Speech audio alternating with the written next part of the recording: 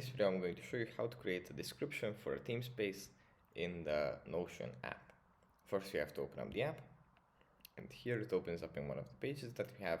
From here we just go into the top left corner, click on Notion, then we click on Settings, and here under Workspace we click on Teamspaces,